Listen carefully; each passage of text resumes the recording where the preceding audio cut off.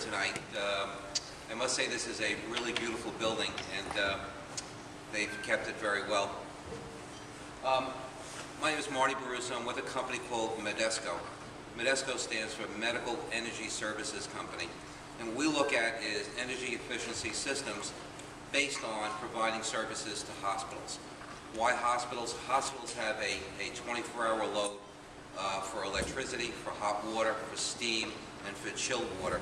And we think that it is the greatest opportunity we have to increase the efficiency of an energy delivery system and take advantage of all the energy that's produced by producing power.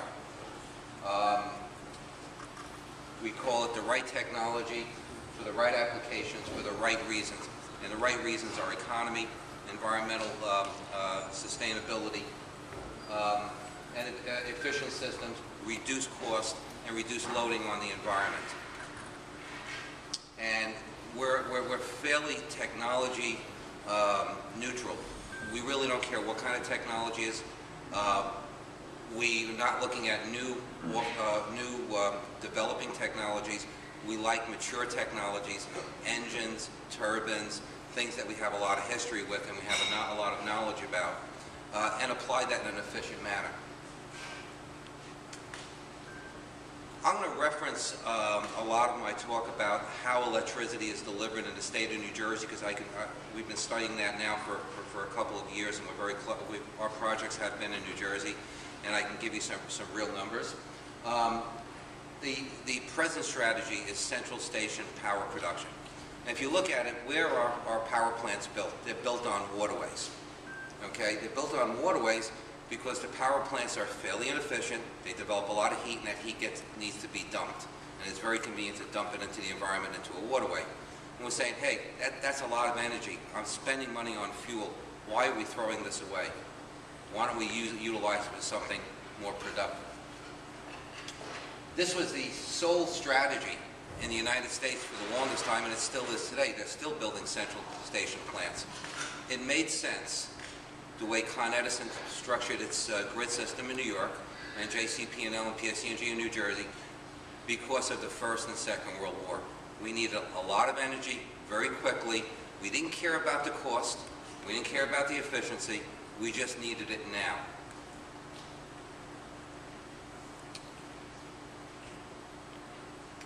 Looking at developing economies and areas that can be applied, going to this central station focus really is an inefficient model and really should be looked at again to say what can we do?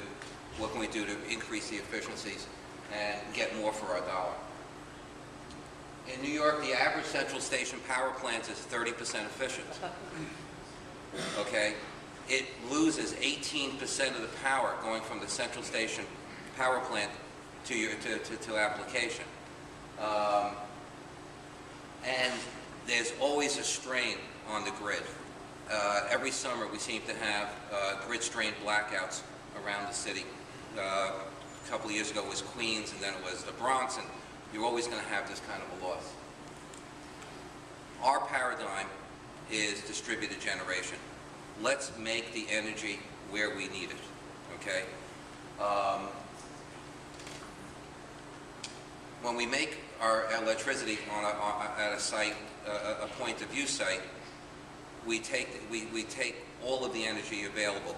We're putting 1 million BTUs of fuel into an engine. That engine's 41% of that goes to making electricity. I have 59% of my input fuel that I can capture, and I can put that to good use. I can make steam, I can make hot water, I can make chilled water, I can desiccate air. In the case of a hospital, remove moisture from the air. We actually were rated by EPA at a job that we're just completing right now at 90.7% efficiency. This is a heat balance of an engine that we're using right now, and you can see the distribution. Electricity 41.7%, jacket water 17%, intercooler 8.3%, exhaust heat. And in our systems, what we do is we make steam, we make hot water, we make chilled water for the facilities. Why medical centers? Well, hospitals run, actually hospitals have moved from dormitory type applications to acute intensive care, where you're in for shorter periods of time, but your electric load necessary per patient has gone up tremendously. So there's use for steam 24 hours a day, all year long. There's use for chilled water 24 hours a day, all year long. There's use for electricity 24 hours a day, all year long. So we like to site these plants at hospitals. Trigeneration systems. Again, fuel comes in, 100% of the fuel comes in. You have electricity, you have heating, you have cooling. You can make that in the same power plant. Right now, if you see the steam coming around, coming up from the ground in the city here, that's Con Edison steam being distributed around the city. Prices for that steam are $21, $22 a million BTUs.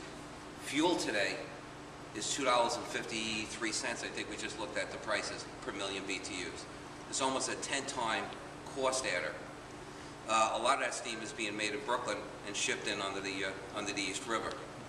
Making the steam on site, making that energy on site, making the electric on site, removes all those inefficiencies.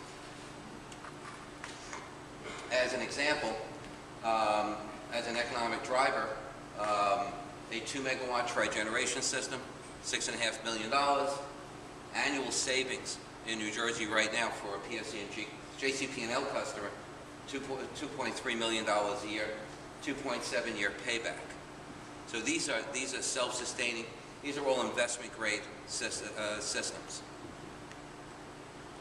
Emissions. When you're more efficient, you're reducing carbon loading. In this case, we're dropping carbon per year per megawatt 10,891 tons per year carbon reduction, because we're not running a boiler, we're not running an air conditioner, we're not bringing electricity, we're doing it all at the same time, all with the same fuel. 1 megawatt is the equivalent of a trigeneration system of planting 2,244 acres of forest or removing 1,800 cars off the